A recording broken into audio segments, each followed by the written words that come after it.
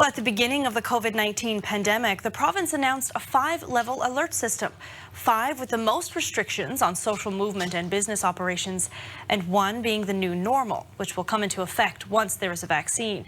Well, we are presently in alert level 2, and many people are welcoming the ease of restrictions, but it's a scary adjustment for others. Joining me now is registered child psychologist Dr. Janine Hubbard. Dr. Hubbard, there has been a variety of reactions to reopening and the lifting of restrictions, travel, for example. So why is that?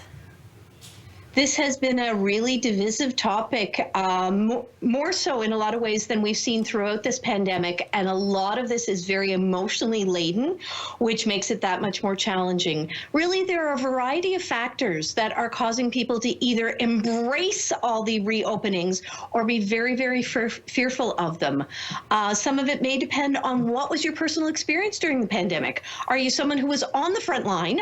So you were going to work every day, you're accustomed to wearing a mask, you're used to encounters? Are you someone who worked from your basement and had very limited social interactions, in which case you are just itching to get out and engage in some social actions? Maybe it's personal. Do you have a loved one who is at high risk? Are you at high risk? Perhaps people who have loved ones on the mainland or in the US or overseas where things are so much more significant, and they're very concerned that something similar might occur here.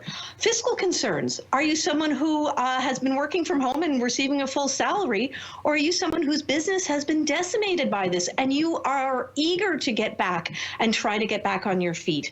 And then finally, we've discovered that personality factors can make a real difference at this time. How much of a rule follower are you? And that in particular, the rule following is causing a lot of tension in terms of the mask wearing and the 6 feet distance and the socializing. And it is causing a lot of conflicts with people with different experiences and different values. And as you said, very divisive for some people and kind of a polarizing topic. So how can we handle these differences of opinion with loved ones and when we're out in public?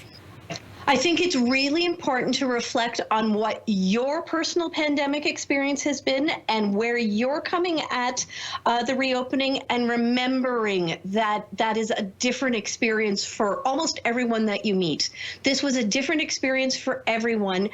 And try to have a little bit of empathy, understand that some people really have been very socially deprived and really need to get out there.